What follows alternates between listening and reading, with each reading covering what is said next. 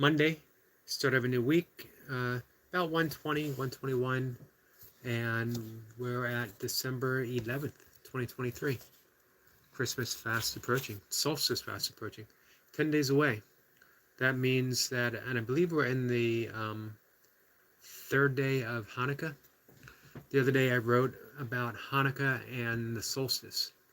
Not so much how they're connected, but the similarity in that they're both a celebration of light. Um, and the solstice, conversely, winter solstice, is a celebration of light on the day of the year that receives the least amount of light. It's the shortest day of the year, however, shortest daylight of the year. However, from that point on, every day gets just a little bit longer, a little more light is brought into our days. And for those of us who have a certain dealing with depression, I don't want to say battle. I've long since given up battling almost anything, honestly. Um, when you battle, you're investing quite a bit of energy that could be better served in the pursuit of what you want versus pushing away what you don't want. Sometimes, though, man, you're in over your head. You're in some deep water and you are battling. And depression certainly can be a battle and has been for me. So I know that underwater feeling, that drowning feeling. And I'm fortunate that I don't have to battle that any longer. I am not cured of depression by any means, but um, it's gotten lighter. I attribute it to my practice, but who knows what it could be. Um, it's still a visitor. I always go refer to a visitor in honor of, um, roomies, the guest house. These are all things that visit. Depression is just part of life for me. Never as bad as some people that I know. Never as bad as it is for some people that I'm very close to. And I see them go through it. But still at times, again, I find myself in some pretty deep water. My practice sees me through. Practice is a funny word. We think of practice as a means of getting better. We practice piano so that we are better piano players. We practice burpees so we can do more burpees. We practice all kinds of stuff. But meditation sort of turns that on the ear. Meditation is a practice without the hope of achieving anything. We meditate for the joy of meditation. The benefits that arrive are wonderful, but the point is to meditate. The more you try, the more you seek to achieve there's certain things, there's certain benefits of meditation, the farther they seem to get.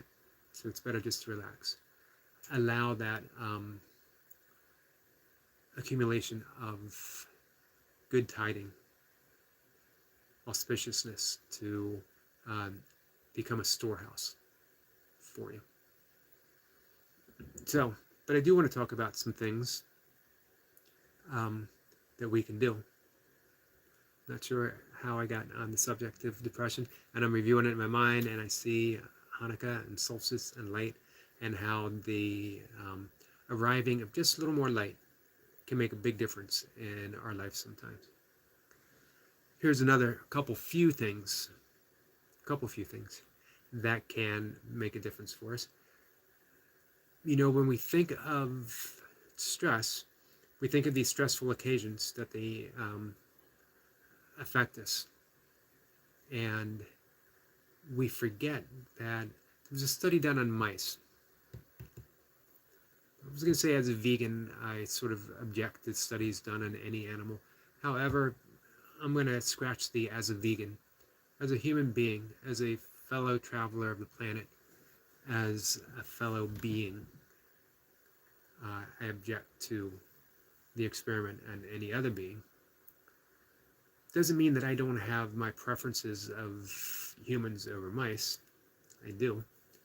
And it doesn't mean that to save my life, I wouldn't maybe compromise it, something along those lines. Save the life of a loved one, I certainly would. However, it doesn't sit right with me. It just seems that we put ourselves above. We treat other creatures as if they are here only for our benefit, and they're not. These are small lives that have every bit the significance as our larger lives, the larger life that we hold as a view. Again, it doesn't mean I don't have preferences, it doesn't mean I wouldn't take a side, but I honor and respect those lives. Think of it as, we were talking about Dharma the other day, and how everyone has a Dharma. So does every being, every animal, every species, every life, every rock. Everything has a Dharma, meaning that it is here for its own sense of beingness, not to be judged by what we say, this has a purpose, that has a purpose, whatever. We're not the judge of what is. We're not here to say this has a purpose, but this doesn't. This life is worthy, but this one is less so. It's not our position, it's not our role. We concern ourselves with our own Dharma. And possibly, if we can get to that point of helping others recognize and achieve theirs. That's really seems to be where the point I am in my life, that I just want to help, I just want to serve in whatever way I can. And it seems maybe the best way is just to come out and have a conversation, and maybe there's something worth saying. Maybe there isn't. Maybe we'll stumble upon something that is worthwhile to whoever might tune in. So, back to stress. And this study that was done on mice. What they found was, this was actually, I believe, a Harvard study. And we're going to talk about 2 Harvard studies, if I can remember and I can get around to them. That they periodically shocked these mice. Not so much to subject them to pain, just to sort of disrupt their behavior and lives for a moment. And they did that at random times. And what they found was it wasn't the shock itself that caused the low level of stress. It was the inability to predict or know when that stress was coming. And what they created was this underlying low-level continuous stress, even in the absence of shock, because that feeling of dread being underneath everything. I sit here and I make these hand gestures that no one can see. Underneath this feeling of dread, low-lying apprehension. And guess what? It's not just mice. We all have that. All of us. We don't know when the rug is going to be pulled out from underneath us. We experience this low-level, everyday stress. And we think, because I'm not subject to these random shocks all the time, that these big things that we take of as a moment of stress, that we get fired, stressful. Our wife, husband leaves us, stressful. A loved one dies. All these things are major stressors. But these are the things that we can recover from. These are the things that we deal with. It's that underlying, unseen stress every single day that we get. Social media, the news, newspaper headlines, conversations with people, and just thoughts that are self-perpetuating, that are feeding the machine of stress. And we never deal with it because we don't recognize it, but we have the effects. We have the effect in our heart rate, in our blood pressure, in our immune system, all kinds of stuff. So that's one kind of stress. Then we have the physical stress, and this is big for the burpee community, any fitness community out there. We think that we're recovering through diet and through sleep, through days off. However, the body is still subject to stress. This is big for me because I work out every day. What do we do to combat this stress other than those days off, other than our diet, other than, like easy days or whatever?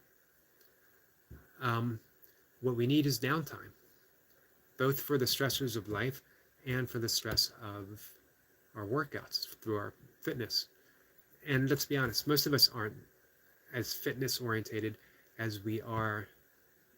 I want some big results. I want some big numbers. I want some big lifts. I want this many burpees. I want this many whatever, this many pull-ups. Burpees Bandit is here. Hey, how are you? And he has an excellent point. Today, more than ever, we are all addicts. Addiction leads to stress. Addiction leads to stress, and addiction is stress. And stress, as you said, is an addiction. It's a double-edged sword, a self-perpetuating machine. Bandit says, good morning from down under. It's, you know what, it always strikes me, whenever I get an opportunity to talk with you, or to talk with Reverend Terminator, or Hybrid Jim, or anyone, that I'm talking to someone a continent away. For you, I'm talking with someone who's several continents away. If I were to fly there, I believe it would take well over 24 hours to get there. Amazing. And I can sit here and have a conversation with you. And you're that far away, and you're making these excellent points about our addiction to stress. And you know what? We don't even realize that we have this addiction, which is why we keep following the news, which is why and I'm not saying we shouldn't, check the headlines. But do we need to feed that addiction? So physically, we need the downtime of something like inversions. It doesn't have to be a complete yoga routine, but we need to get that blood flowing in the opposite direction. We need to do things like downward dog, shoulder stand, forward bend. 3 things. And it affects the heart rate, it affects the immune system, it de-stresses the body, it de-stresses the central nervous system, and it helps with our everyday life as well as our workout. Not to mention meditation, not to mention being out and walking in nature. It could be a brisk walk, but it doesn't have to be a workout walk. It doesn't even have to be brisk if you don't want it to be. Just get out, be in nature, and breathe. And do your best to breathe nasally through the nose, which has another direct link to the immune system, to the central nervous system, and it puts us into that parasympathetic nervous state. Bandit says YouTube algorithms feeds addiction. It certainly does. And the "and" was a typo, typing on my phone. Soul Walk. Definitely Soul Walk. I wrote and did my YouTube short on that yesterday. I have a longer post on the Soul Walk on my blog, which is headlessnow.com. Anyone wants to ever visit, there's years worth of writing every day. And these are all, again, things that we can do that's healing. Burpees Bandit asked a good question. What is the meaning behind Headless Now? It is taken from the British philosopher, mystic, and architect, Douglas Harding. Passed away in 2007, I believe, at the age of 96. He was an incredible innovator in the spiritual tradition of, he discovered Zen on his own form of Zen. Dzogchen, which is the Tibetan Buddhist clear seeing mystical meditation path. He was in the Himalayan mountains, serving in the army, I believe, in World War II. And he looked down, and he saw the ground, and he saw his feet, and he saw his legs and his torso, and he kept looking, and he discovered that he could not see his own head. Couldn't see his own face. And yet, when he pointed in that direction, when he looked in the direction that he was pointing at, all he found was emptiness. Yet within that emptiness, there was awareness. It was capacity. So this was his way of personally discovering and then spending a lifetime residing in what the Heart Sutra describes as emptiness is form, form is emptiness. Not one thing becoming another, but it's one thing only. Emptiness is form, form is emptiness. So if you point, and he developed a series of experiments, one of which was doing what he did when he first discovered that. Just point at an object. Notice its size and its shape, its texture, that it's an actual thing, an actual object. Apparently, seemingly separate from you, separate from the observer. And then point at your feet and notice that they're objects as well.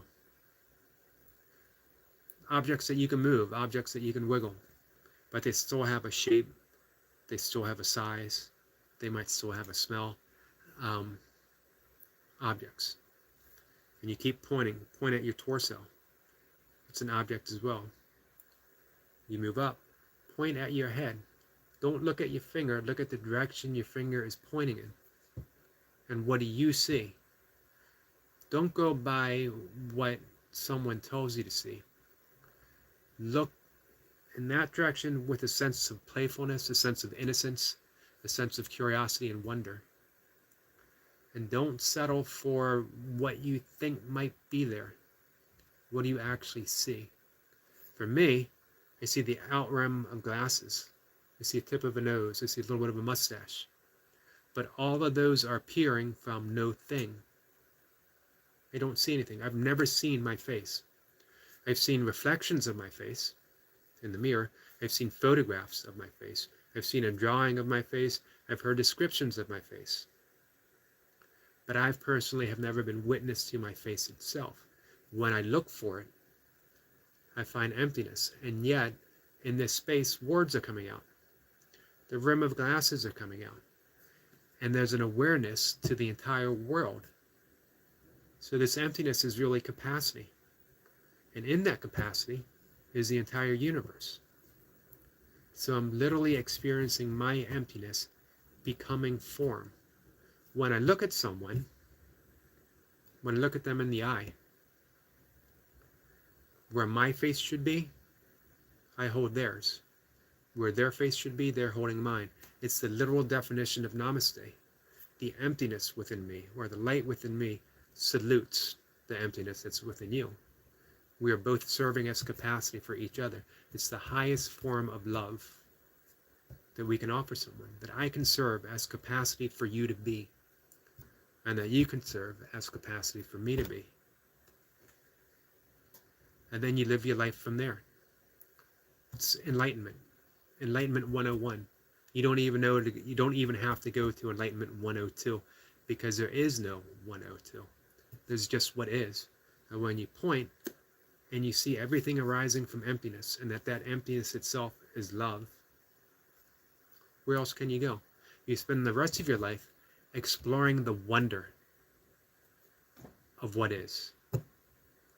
And it's all wonderful. It's all beautiful. You approach life with this tenderness, because someone else's sorrow, someone else's suffering is your sorrow, your suffering, because you're that capacity to hold them. As Burpees said, we'll never see our own face. As Bandit said, we'll never see our own face. Exactly. Ever. And you know what? When you look in the mirror, you can remind yourself of that. That's not me.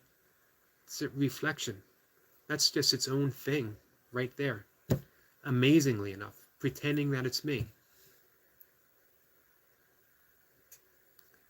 When you realize that emptiness, and that emptiness isn't really empty, it isn't really no thing,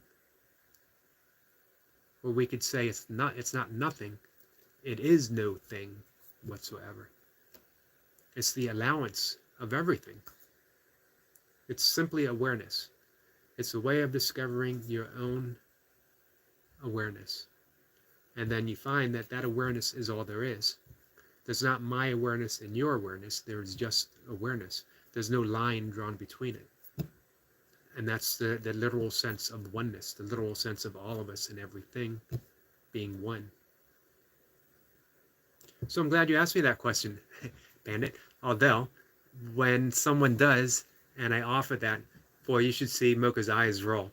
Uh-oh, there's Eric. He's going to get on his headless soapbox and go on the headless discourse. But you know what? When you discover that, how can you not? You want everyone to realize this great love, this great emptiness that is love, and this great love that is emptiness. Love has to be empty. Otherwise, it would have a bias to what it holds. It would have a preference for what it holds. And love has no preference. Love simply is. If it has a preference, then it's like. It's consideration. It's fondness. But it's not love.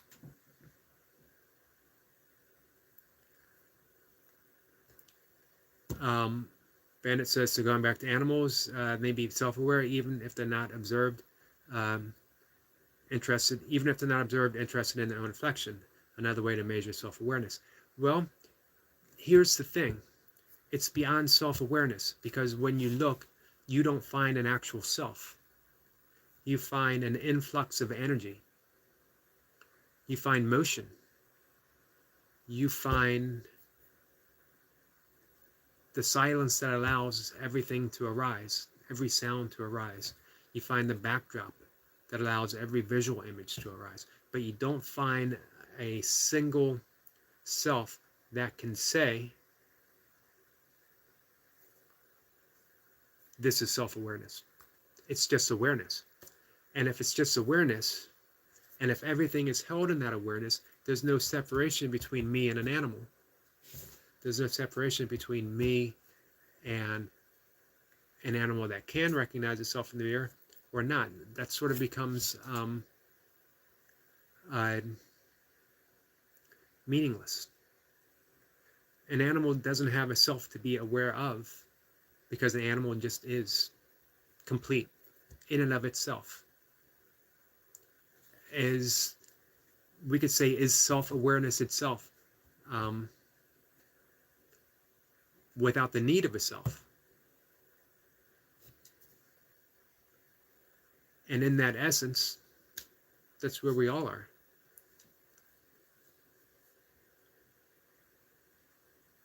One of those things where you just keep diving in and diving in.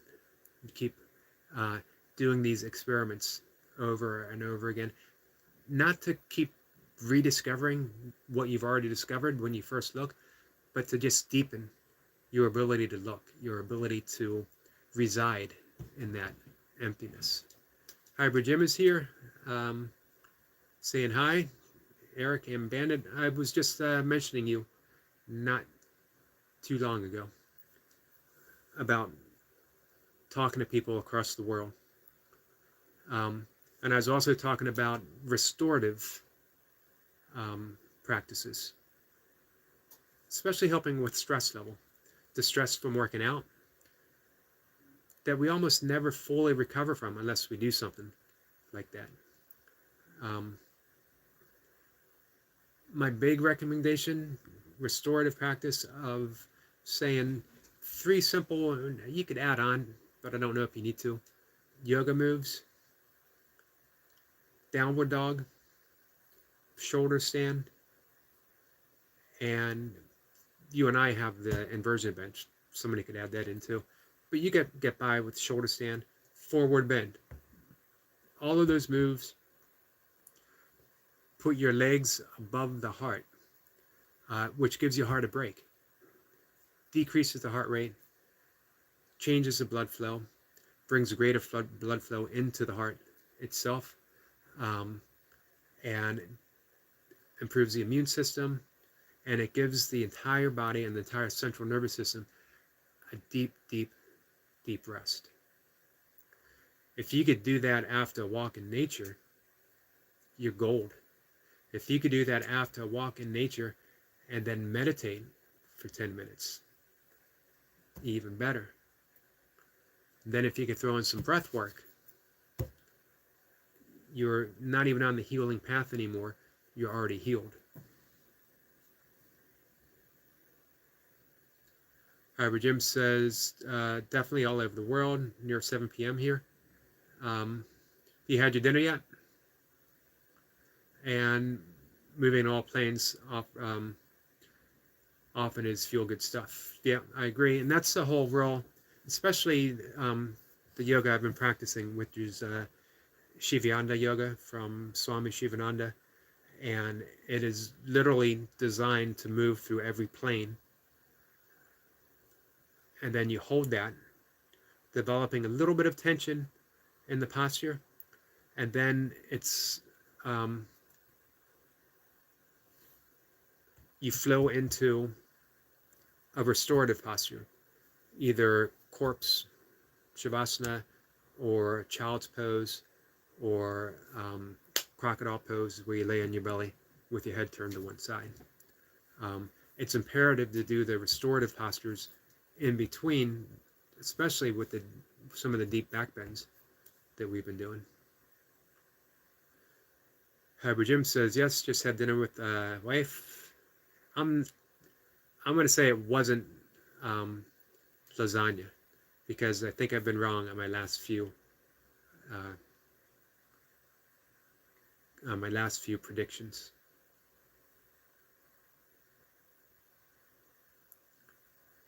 However, Jim says local discount store has these cheap vegan lentil chips, 13% protein. We're eating them most dinner time, and lasagna was yesterday.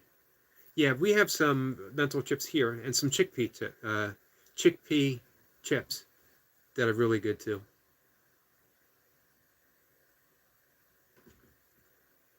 And probably lasagna tomorrow. One of the things, restorative practices, that I had wanted to mention, and I've been doing in my restorative burpee routine.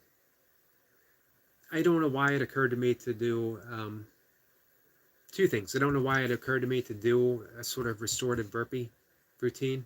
And two, I don't know why it took me so long to think of doing a restorative burpee routine instead of doing how many reps can I get each session, or some sessions, shorter, doing pull-ups and dips or whatever, but still going fairly hard, and not giving myself that downtime while still doing reps. And that breathing exclusively through the nose is self-regulating as far as how many reps I'm going to get. It keeps it on the low end. And I wouldn't say easy, but somewhat easier, because I have to regulate my heart rate and my breathing rate by doing that. However, Jim says, I'm cautious of overloading the easy planes of moving and not doing enough lesser ones, such as side bends and strange angles. It was some of the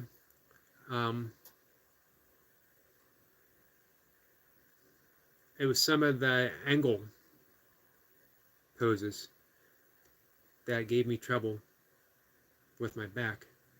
Well, two things. The locus, and then once I started experiencing the pain from locus, instead of adjusting, I should have just given it a rest. And then I overemphasized the angle poses, especially triangle pose. And because I was thinking, if I'm not doing this, then I want to go and do harder on this. I got to escape that go harder mentality. At 58, why? Why go harder? the whole stay hard mentality should be better said. Uh, go hard when the opportunity presents itself and you need to, or you really want to, and then the rest of the time, the majority of the time, stay soft, stay easy, stay within your capacity, because that's what allows you to go hard when you need to. You know, Bruce Lee quoted the Tao, be like water. Water can go hard. Water has shaped the course of the landscape across the world. It has shaped continents. And yet, in and of itself, left standing, it's as soft as can be. However, Jim says, I think burpees are by nature a bit hard style and less inclined to be soft. I agree, which is why I was trying to soften it up with the nasal breathing. And I think it's almost there. And then I followed up with some breath work based on pranayama, but technically not pranayama, at least according to my yoga teacher. And Hubbard makes an excellent point. The triangle seems easy. I want to make sure you can see my air quotes, but it's actually quite a stretch on something. Let's see. You mentioned you need to be careful with it, and I do too now, unfortunately. It was, it's weird. Locust, triangle, two poses that I seem to be strong on, could go in deeply and hold it for a length of time, have ended up causing me the most issues.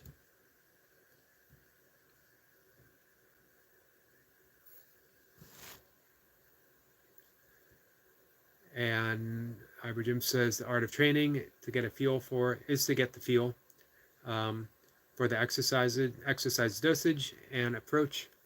And I think a lot of us, I can't say everyone, we lose sight of that because we fall into that more mentality, more reps, more weight, more distance. I could run a 50K, but as soon as I finished my first 50K, I was going to run a 50 miler. As soon as I finished my 50 miler, I was thinking of 100. Honestly, as soon as I decided to be an ultra runner, I knew I was going to run 100 miles. That was my intent.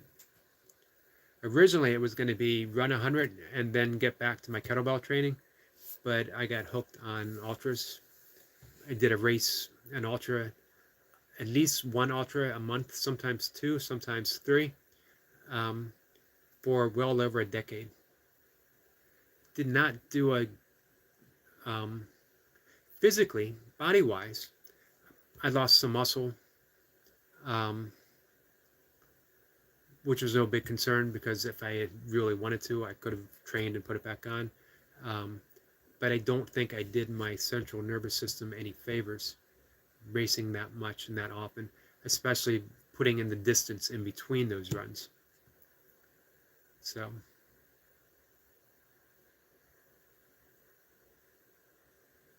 Jim says QL, a muscle that connects the back side, the back / side. My issue for me, left lower back, almost where the glutes start. From the glute right above, actually maybe from the glute to up to 4, maybe 6 inches above.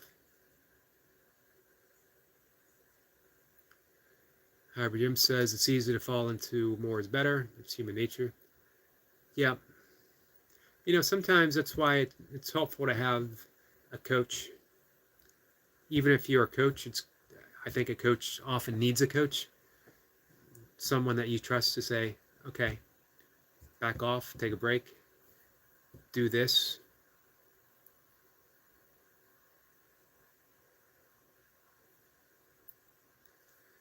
However, Jim says we are one of the only animals that can choose to be 300 pounds. obese couch potato or 120-pound ultra runner from the same base body. Yeah, that's true. Actually, and I was reading this morning, we're also the only species that can purposely change our nervous energy system. We can go from fight or flight to rest and digest just by using our breath, just by breathing differently.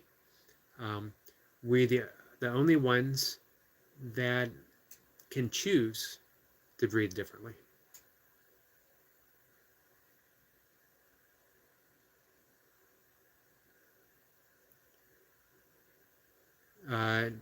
Being a 180-pound guy who can do a lot of things well, nothing great, takes some discipline. Do you ever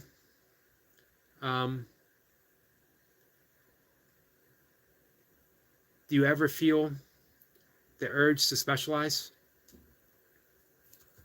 Instead of hybrid gym, do you ever feel the urge to be muscle up gym or 150 Navy SEAL gym? Hybrid gym says that does not sound like the QL area. No, I'm not sure what it is. Sometimes it feels like a pinched nerve. Sometimes it feels like a slipped disc. Sometimes it feels like a sore muscle. And sometimes it feels great until I do an odd movement. The whole thing that triggered it, and I think I mentioned it, was getting into my car trying to get in my car when it was parked narrowly or two other cars parked narrowly next to it.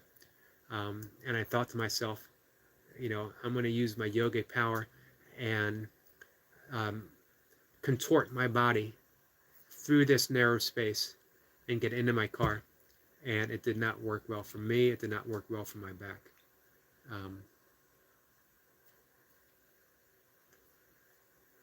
Hybrid Jim says, I rely on comments to help steer, but people are too polite. You know what? Put it out there. Let people know, hey, don't be polite. I'm looking to better myself, and the only way I'm looking to better this movement, this practice, the only way I can do it is with real and honest critique. Wouldn't be helpful for me on the rings because I'm not a expert on rings by far. I can only look and say that looked like it was strong, or that looked like it was not your steadiest or whatever. But as far as like offering a meaningful critique, not my thing. Although if you want, I could offer a meaningful critique. I could tell you to get a haircut, buy a new pair of shoes. I can offer that kind of critique, but that would be about it.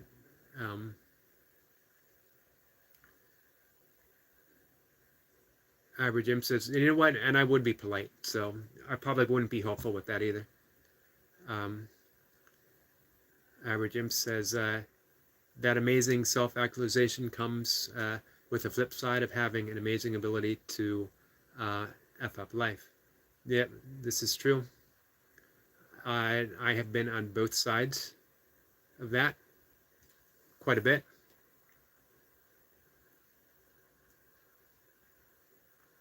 And to answer my question about if you ever felt the need to specialize, he says that I think I'd get injured and not feel good.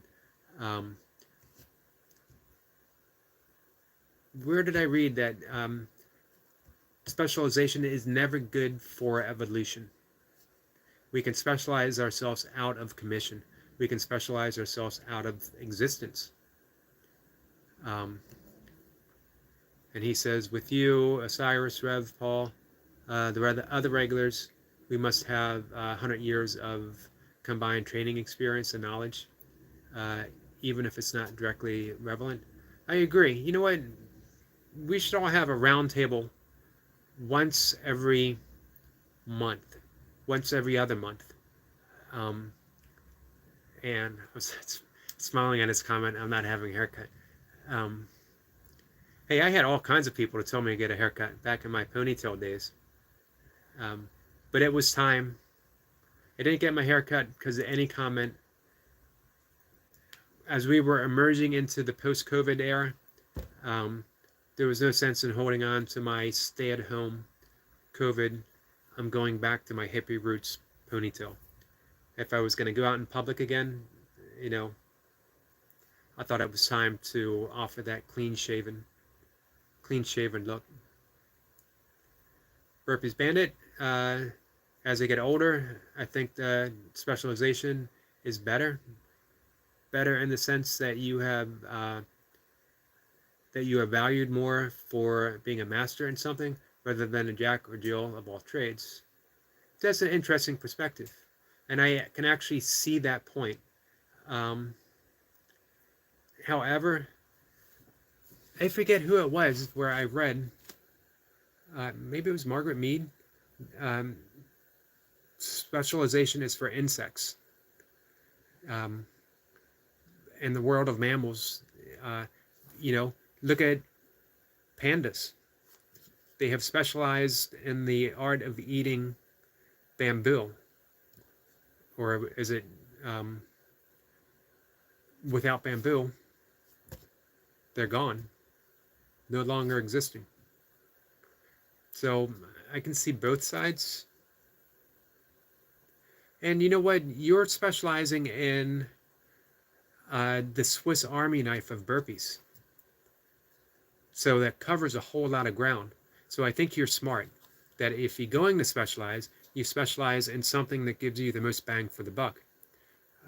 Because you could take that supercharged burpee and apply it in so many directions. With the fitness base you build, the strength that you build, the endurance that you build, the power, you got the jump, you got the squats, the burpee itself is an explosive movement. Bandit says that personally, though, it's more satisfying being well-rounded. Yeah, that for me, kettlebell sport training made me feel like I can move in any direction. When I decided to run an ultra, 50K, I decided it in 2009 in May, and I signed up for a race at the end of August. And I talked to an ultra running coach, and he said it wasn't enough time, that he didn't think I could do it, but if I paid him, he would design a program for me and we could give it a try. And I thought, well, if you think I'm going to fail, I can fail on my own without paying you. I don't need to invest money in someone who thinks I'm going to fail, because I'm perfectly fine at, and I have the capability of messing things up completely on my own. I don't need a professional to help me mess up my life. I've worked hard for that position. But I ended up doing it because the fitness base, kettlebell sport, gives you this strength, this cardio base that is just almost out of this world. As Pavel would call it, the what the hell effect, where you find yourself being good at things you never think you would be good at. I never had any trouble running any hill. I never had any trouble running. When I started training for a distance, I went out and I ran 6 miles on my long run. The next week I did 10 miles. The week after that I thought I should do a half marathon. I did a half marathon and I thought I need to hit a 20. I hit a 20, and the next week I thought maybe I should run a marathon just to see what it's like. So in the space of a month I went from 10K to a marathon, and then I ran several marathons in a row on the trails, taking my time. I wasn't racing. And by that time, I knew I was ready for 50K. Let's see. Hybrid Jim says humans can choose to specialize. Choosing is, again, the tough choice to make. I have to say, I feel the likes of Max are more likely to pick up injuries and suffer in situations where they have no practice. You know what I've seen though? A lot of people in the burpee community get injured though when they go from specializing in burpees to adding things on without reducing the burpees themselves. Hybrid Gym was smart in the fact that when you decided to go full on into the muscle up and other stuff, you reduced the burpees. You didn't abandon them completely. You still might do a burpee matty routine, or you might combine them with your sprints, but you don't do the 20-minute all-out sessions, or at least not often. I think if you're going to specialize, you got to let some things go, for sure.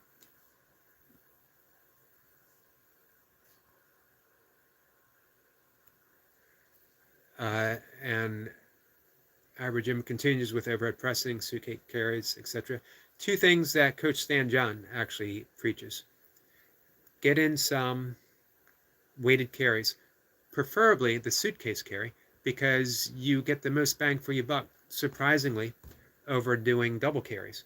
When you do double carries, you're working both sides at once, sort of, but when you work one side, you got that counterbalance. So you're really working hard the other oblique at the same time.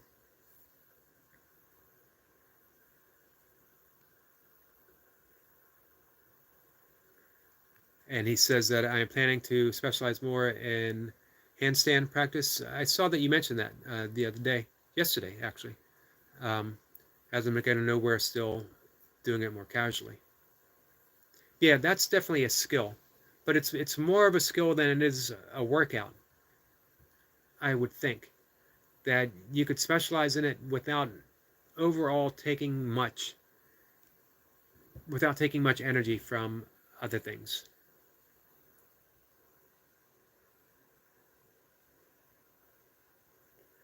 Burpees Bandit says that that is true. Upper body alone. 2 means the legs are susceptible. I'm behind on the comments because I went off on a spew that I don't even remember what I was talking about. I was talking about ultra running. I do think squatting in strange angles is useful. Unweighted, like pistols. I miss doing Hindu squats, although I don't know if saying Hindu squats are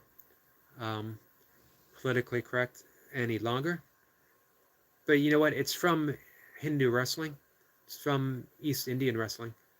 They call it Hindu squats and Hindu push-ups. That's something I need to think about throwing back in. Could do high rep Hindu squats after burpees would be a pretty amazing workout. These conversations always get me in trouble.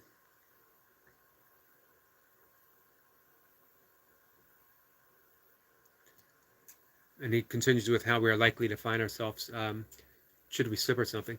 Which, you know what, that's why I always think get-ups, Turkish get-ups. I don't know if the Turkish appreciate that, so I might not be politically correct with that either. I generally just call it get-ups, but some people know it as Turkish get-ups. As we age, I think get-ups, swings, and goblet squats might be, and walking, and of course yoga, goes with that saying, all that we need. Get-ups work through every plane that we need. It trains us to get off the floor, should we need to. Every muscle in the body is worked from rising to standing with a weight over our head.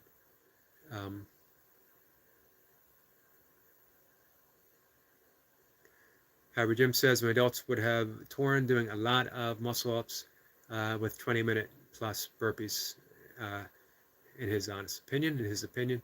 I agree, and I think that's why we see some injuries trying to combine them. I think if you're doing any kind of ring work, then you should have a minimalist approach to burpees. Or if you're doing a lot of burpees, have a very minimalistic approach to rings. Not a whole lot. and I don't think you need a whole lot.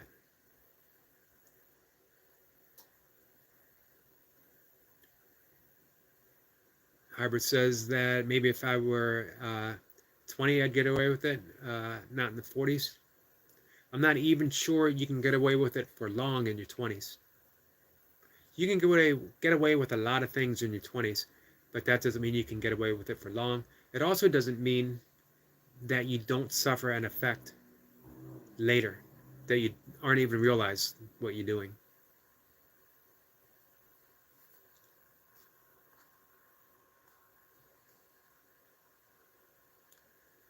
And talking about handstands, it doesn't take much energy, or shouldn't.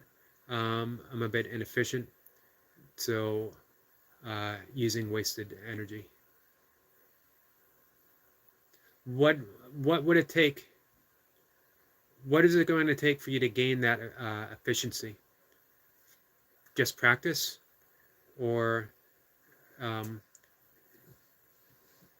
you going to need someone who is more advanced to maybe offer some guidance? Man, you're bringing up all kinds of stuff that I love with the sandbags. First off, he says Hindu squats should be okay, PC wise, I imagine. Yeah, I would think. But you know what? The Qigong wall squats are sometimes called Chinese squats, and some people, for whatever reason, took offense with that. I don't know why, because there are Chinese people. There are Hindus. These things arise. Qigong, Tai Chi, arose in China. Hindu squats arose with the Hindu wrestlers. So, it's an apt description. But, I don't mind Qigong squat because it is from Qigong as well as being from China. Saying, Hyper Jim says, if I had the space, I'd definitely get some sandbags, some plyo boxes, and I'd have my rings set up indoors. I'd have a spotter for my handstands. That's a game changer, in my opinion, having a spotter. Yeah, I could see that. I could do without plyo boxes, but I would love to get a sandbag again. So much you can do with a sandbag.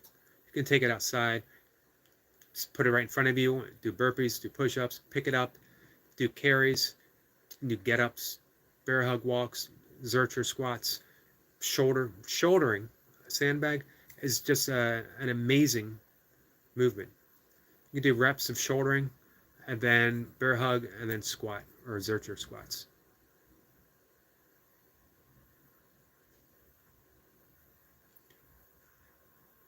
Howard Jim says that he had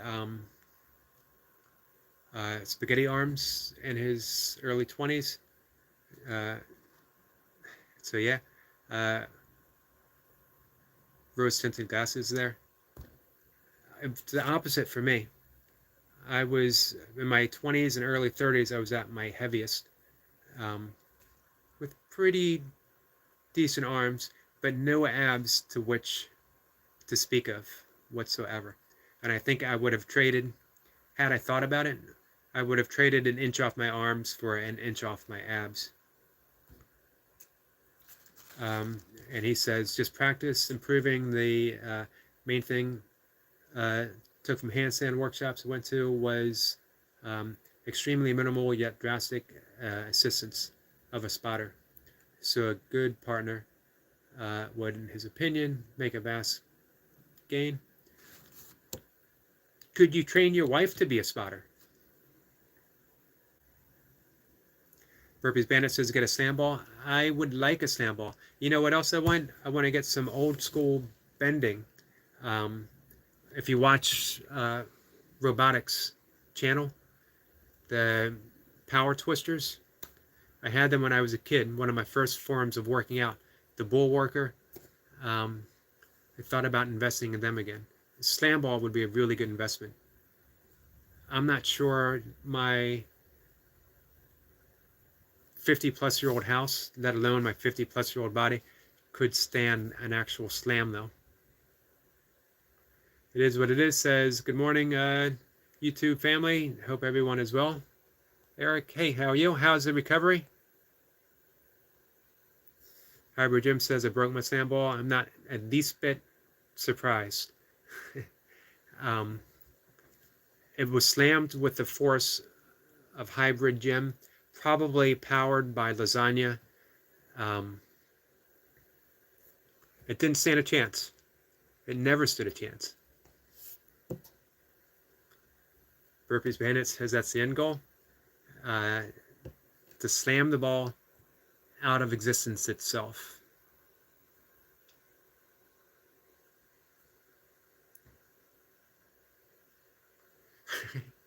I think we're going in two different directions when Hybrid Jim says, I wish I could train my wife. I'm thinking specifically in spotting. I think the temptation for Mocha to offer a little push when I was up there might be too much for her to resist.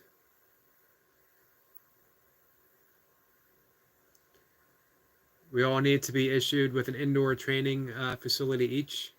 I would agree with that. I would settle for a smoke-free environment, and I'd be happy. Eat lasagna equals break balls. Especially the high-powered lasagna that you guys cook. Lewis says that he's doing okay, but he's still in pain because I refuse to take meds. I've been there as well. That is always my last resort.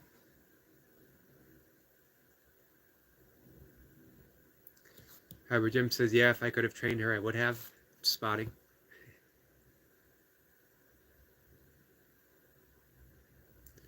And Bandit says that he's got a desire to use his slam ball today. You know what? Slam balls after supercharge is not a bad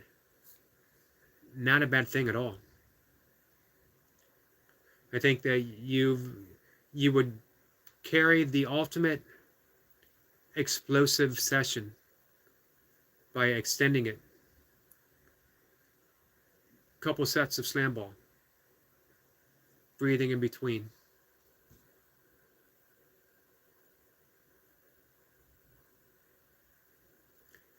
However, Jim says the dream would be a Japanese-style tea house facility with a Zen garden and Soji screens for inclement weather. That would be nice. Again, though, all I'm asking for, smoke-free environment.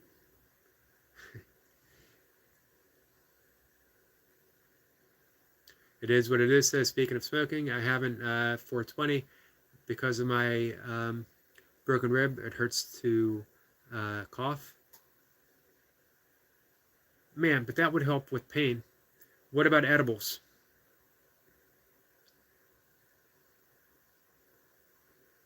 Edibles might be the way to go, Lewis. Hybrid Jim says, yeah, slam balls and burpees should go really well. And I remember seeing Bandit doing slam balls quite a bit for a while. And thinking, I actually think I even commented that I needed to get one, and I looked at it. And I think it was around my birthday, and I put it out there. You know, man, really wouldn't mind having a slam ball for my birthday. Sometimes you can't hint. Sometimes you got to get right up in somebody's face and say, hey, if you're going to buy me something for my birthday, a slam ball would be cool.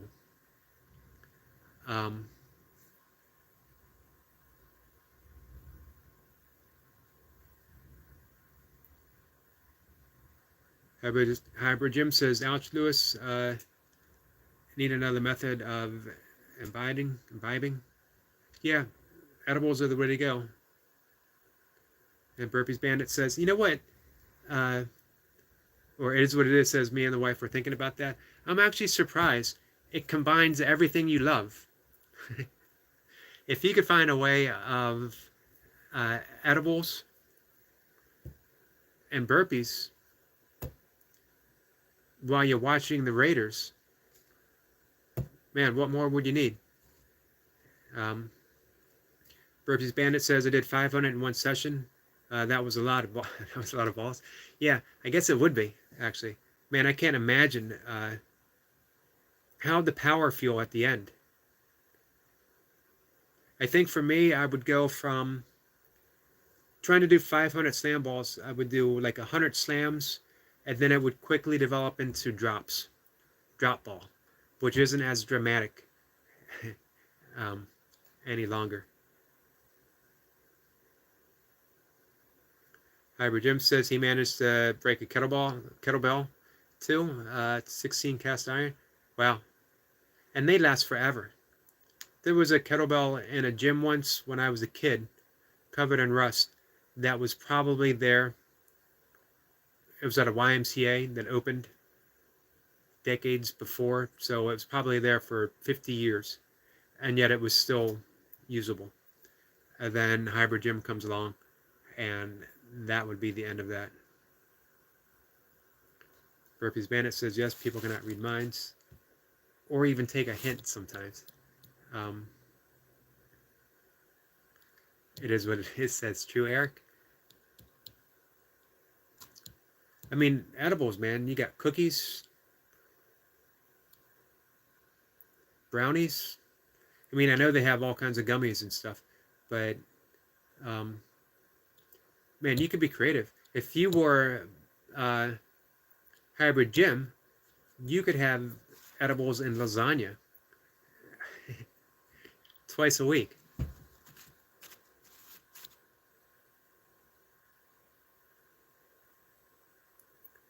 Hybrid Jim says the 420 must be a good reward for 105 pumps, 420 in the bath. You know what?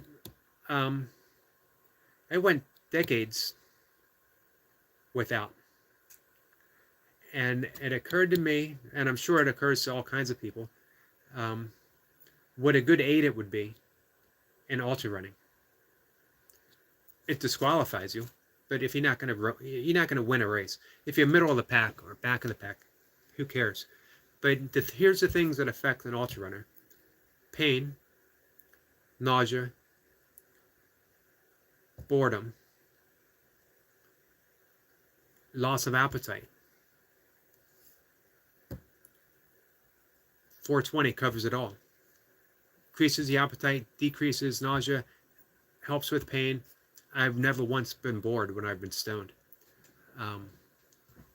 It seems like a win-win.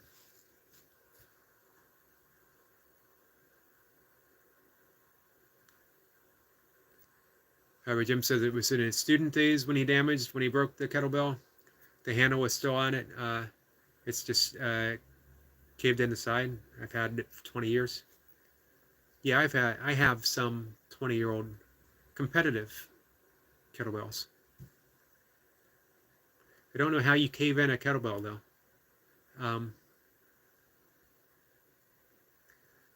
And Lewis is asking if Hybrid knew what happened, his accident past Friday. Fell off his quad going 65 miles an hour. And he cracked his rib. Concussion as well. He didn't mention that, but yeah. Bruised his hand and he has a concussion. Oh, he did mention concussion. I don't even like driving my car 65 miles an hour. I'm the guy in the slow lane. I'm the guy in the slow lane with his left blinker on indefinitely. So now you know. If you ever see that, no matter what country, go ahead and assume it's me. 45 in the 65 mile an hour zone, left blinker on. Trying to put a cassette in the last surviving cassette player in a car. Probably trying to put in a Seals and Croft cassette. Or for a Hybrid Gym, I'm trying to put in one of my Beatles cassette.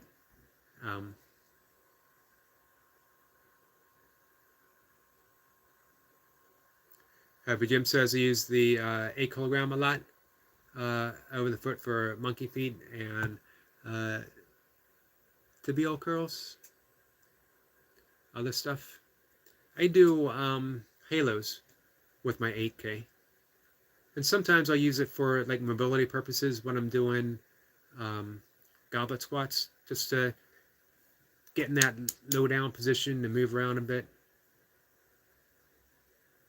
I meant to do swings today. I did them the other day, and I actually did my back good, and I forgot to do them today.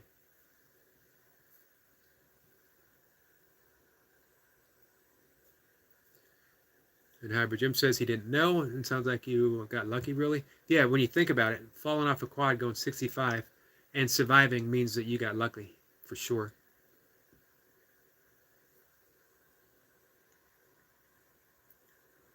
Burpees Bandit says, I didn't know that it was called 420.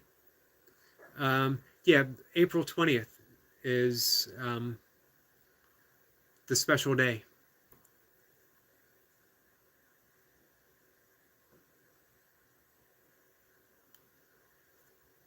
Hybrid Jim says he sympathizes with the concussion. He had a big one once, symptoms for several years after. Yeah, they can be devastating. I always tell people, knowing what I know now, if I had a kid, I would not allow them to play football. It's not those big concussions that you get, but that little daily, over a period of time, micro trauma from banging that head. And then you get one big concussion. And it can set you back for quite some time. And who knows how you're going to pay for it later in life. Burpees Bandit says he tried it once. No effect. Huh. I've heard sometimes the first time you try it, it doesn't have an effect. I think I was 11 when I first tried it. It was an early starter. It has been several years since I have, although I have a vape pen actually sitting here. I just never, during COVID, and then caregiving for my father, just always wanting to stay aware, hyper alert for anything that might go wrong. I just did not take the time. It was enough for me to meditate and do my yoga. It's really all I needed as far as downtime. I haven't had a drink. I haven't had alcohol in 24 years now, or thereabouts.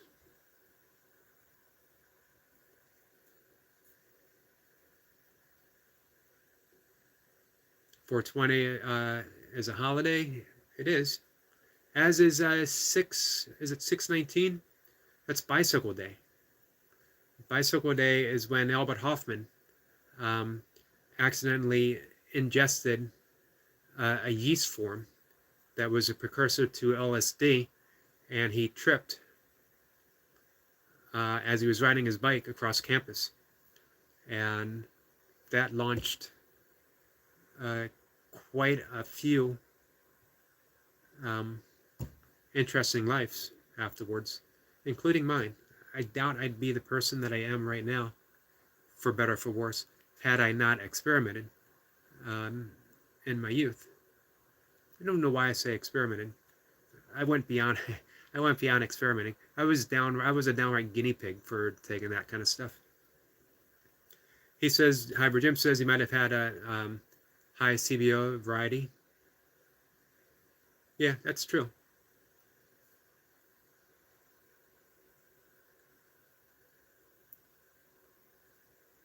I believe, Hybrid says, I believe the higher the CBD, right, the lower the THC. I think so. And Lewis, the expert, says correct.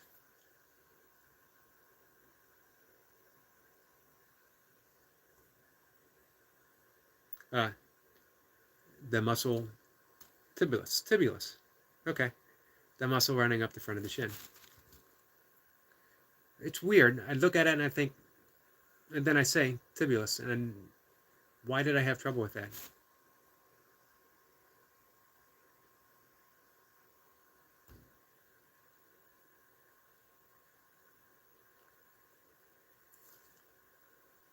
Hybrid Jim says he fell off a motorbike, but luckily going slower than 20 miles an hour.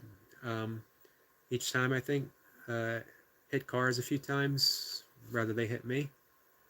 I actually tripped over a motorbike once. I was not on it. I walked into it. I literally tripped over it. That's the extent of my motorcycle accidents, my motorcycle experiences. Being on the back of one once and going close to 100 miles an hour and being scared for my life.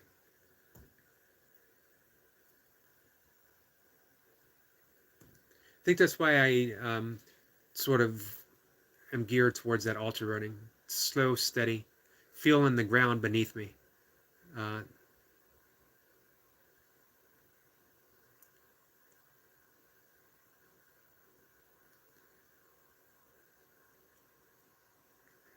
Hybrid Jim says 11 explains things today.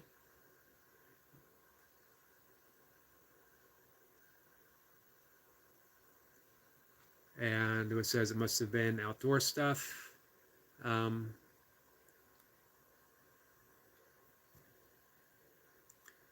Jim says yeast. So we have to watch the Vegemite Bandit. That's true. I think yeast is where it originated from.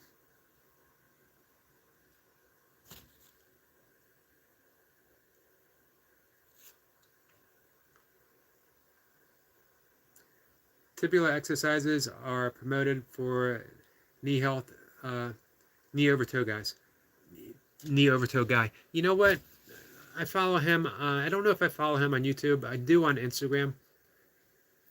And it sort of makes sense, but I learned how to squat from Olympic lifters in the 1970s, and you did not ever allow your knees to go over the toes, or you were squatting incorrectly. And that's just ingrained in me. I don't know if I can allow myself to do that.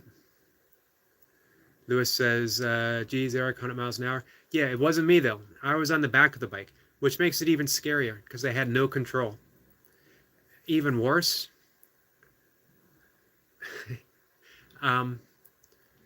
probably the person who was riding the bike, who was steering the bike, who was also a girl, by the way, probably was very discouraged by me yelling in her ear. Slow down, slow down, slow down. Let me off, let me off, let me off.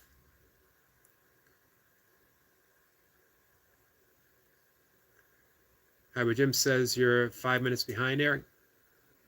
Yeah, that's actually the story of my life. I'm trying to think if I did anything, you know, in Bikram yoga, there is a knee over toe squat. You're squatting up, actually up on your toes, and your knees are going forward. So yeah, I've done that. I can't say that what I think of it one way or the other, though. I did it because, you know, you're in a Bikram studio and you follow the program. I love doing Bikrams. Don't like Bikram himself, but I love doing it in the heat. It's a tough workout too. Burpees Bandit says it's the side effects of his guinea pig days. There's probably all kinds of side effects. It's still percolating. Although, all that investment, and I've never had a flashback. I feel kind of cheated. You know, I should get something for my investment. If you invest all those years ago, something should carry over. It's never happened.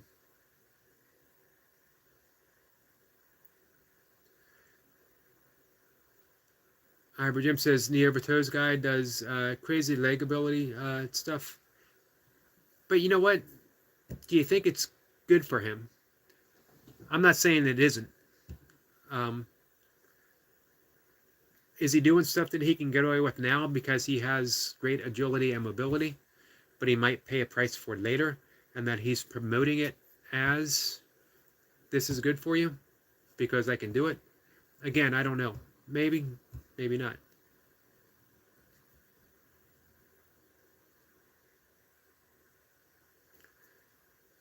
But Jim says if I hadn't got a Baker's cyst on my knee, I'd say my leg training, including a lot of knee over toes guy, has been a good experience.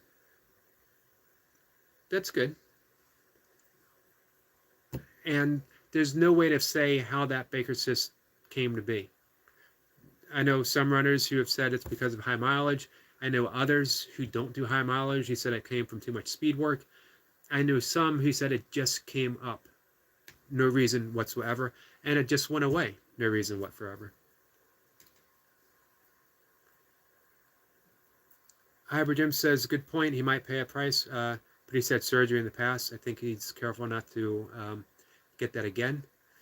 Sometimes I wonder, you know, social media, how much it brings of, hey, look what I can do. Follow me.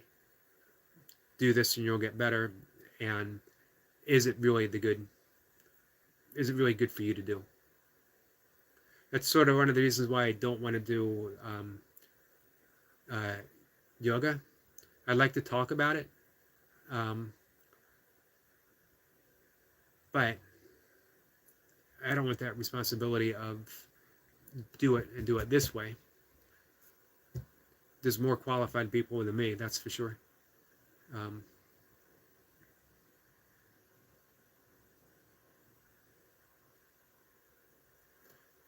Bandit says that he recently noticed a cyst on his wrist from all the burpees, I think. Wouldn't call it an injury, though. Yeah, cysts aren't always painful. Often than not. I had a cyst, actually, from my GPS watch. Wearing it for, you know, literally hundreds of miles. And it just, whatever reason, I guess slightly bouncing, or it developed a cyst. I got rid of it by constantly pressing on it.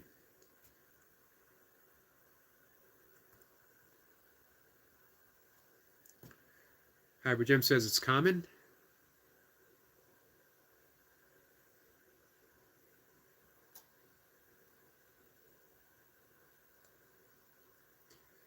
And Hybrid Jim says that he's always amazed that he haven't had a shoulder injury. I must have the exercise dosage okay. I got a bum shoulder. It is not from burpees, but burpees can aggravate it if I'm not careful.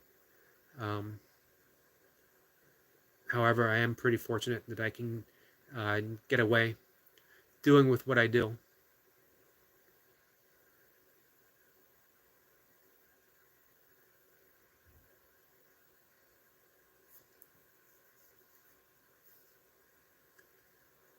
Hybrid Jim says joints are amazing, but I guess prone to injury. We're not properly designed. You know what? I don't know what anyone's religious bent might be, but I think we come with some flaws in the system, in the blueprint, the foundation. I don't think we started with a blueprint. I think that's the problem. I think it was just, you know, hey, let's wing it. Let's put this joint here and make it bendy over here.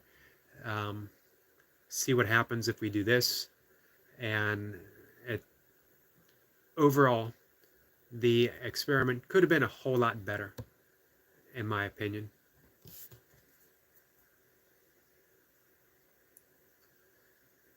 It is what it is. Says Hybrid, you do some crazy shoulder workout, so you shouldn't have injury. Or it's amazing that he can. I really can see it both ways.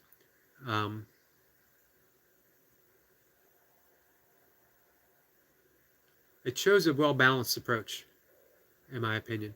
I think that, you know, again, it's the fact that he prioritized it over, you know, saying, hey, I'm going to do this and I'm still going to get 200 burpees a day or whatever. I tried to do that with my ultra running and kettlebell sport. And I quickly realized that I just couldn't. And I went from working out with the 32s and the 28 kilograms all the way down to the 16s, just happy to still be doing the movements that I was doing.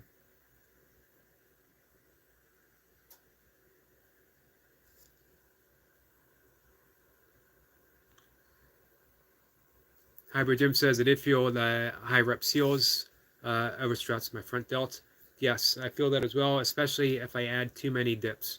So I love doing dips, but I got to be careful doing that. And I think that's the problem when a lot of people try to keep doing high rep seals. and then they incorporate some ring work, you run into some issues pretty quickly. You definitely have to de-emphasize something. Bandit says, yep, seals burn the front delts.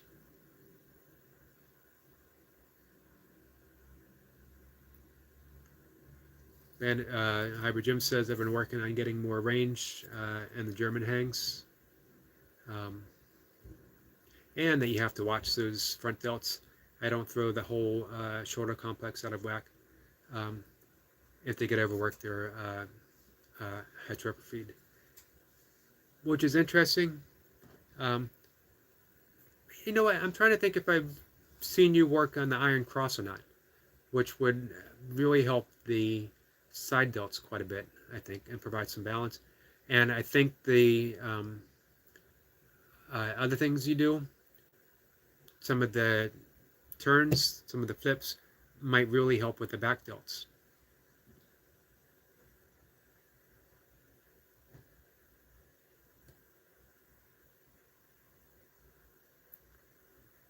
Hybrid Jim says his lower back is glitchy. He said before that some people can't handle dips.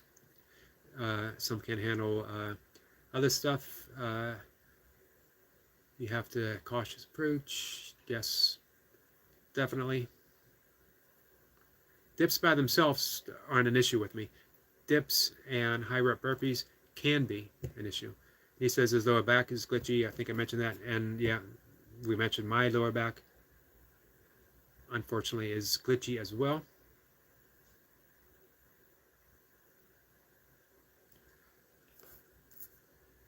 Hybrid Jim says for Iron Cross, I'm doing the Bulgarian dips, which are meant to be a precursor.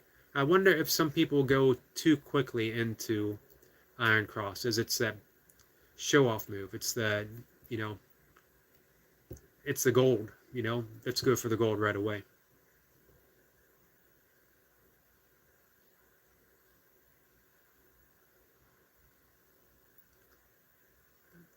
Bandit says a lot of names for exercises. I wouldn't worry about PC here. Good advice. I actually don't worry too much about PC, although I am. I do also try not to offend when possible, knowing all the time that most likely I will offend someone.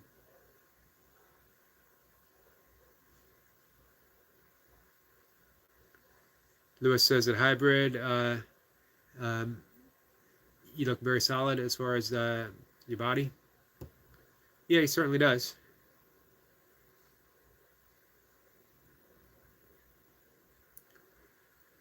And Hybrid Jim says he doesn't think he'll ever do it.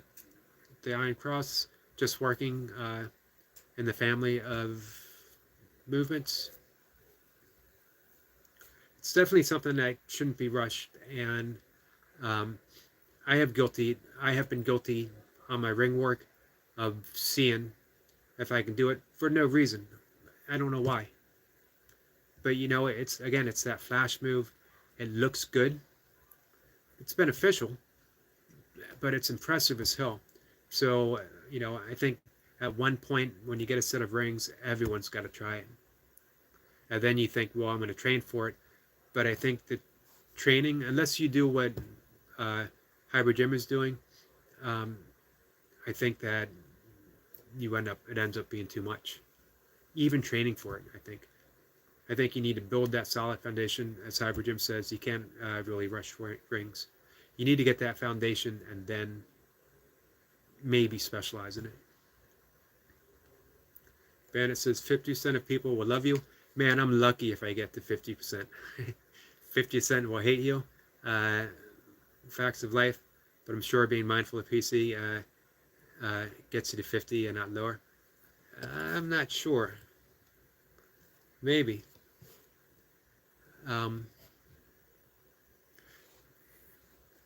You know, I think there's a better way of saying it than that. I try to be mindful of it. I don't give thought to PC one way or the other, honestly, too much, but I believe I am sensitive to how others feel, and I don't mind making some adjustments. I don't have to insist on things being my way. I don't have to insist on saying something just because I'm used to saying it. If someone says that offends me, I can just as easily say something else.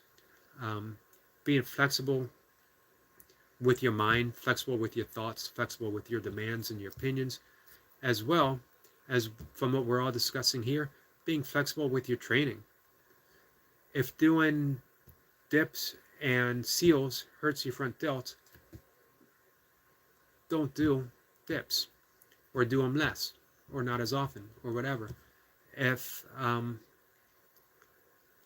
someone says, hey, this term's offend me, what difference to me does it make if I use a different term? I'd rather you be happy. If I can switch what I say to make you happy, I don't need to be a dick. It just comes naturally to me. It just comes easy to me. But at this point in my life, my preference, I'd rather be kind. Above and beyond anything else, I'd rather be kind. And that includes in my training. Given a choice, I'd rather be kind to my body so that I can keep doing the things that I love than taking that Iron Man approach where I gotta keep doing this, I gotta keep doing that. I don't have to. Those days are over.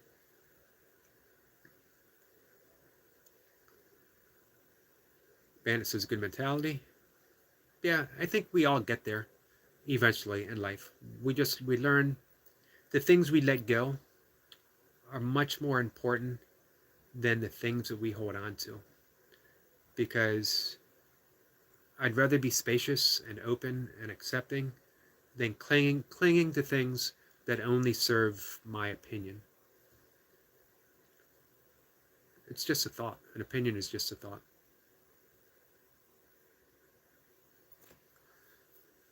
Hybrid Jim says, and Iron Cross gets exponentially harder. I'm just impressed that I pronounced exponentially okay the first time, and then I had to say it again, and then I screwed it up as the angle grows towards 90.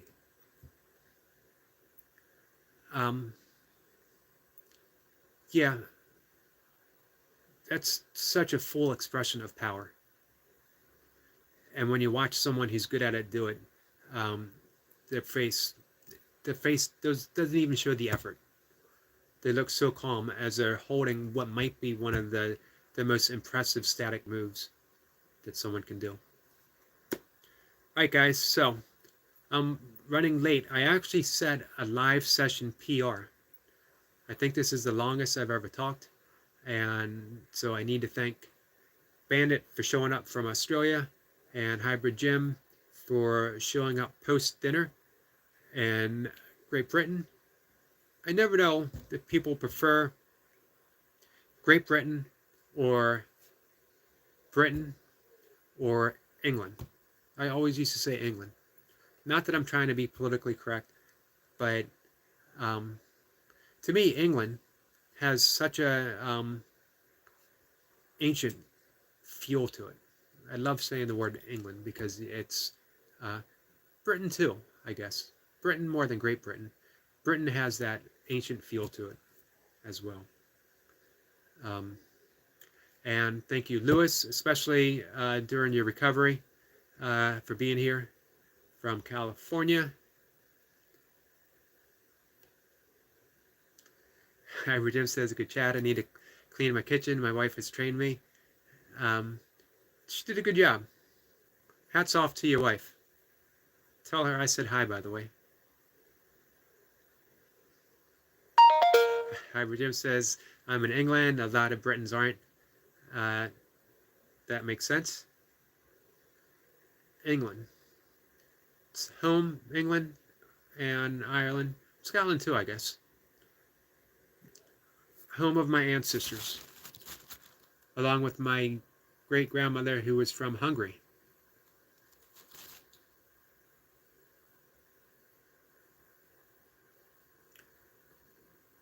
It is what it is. Says, if you guys can watch the movie Leaving the World Behind, it's an excellent movie. I'll look it up. I'll see if it's on Hulu or Netflix, or even YouTube.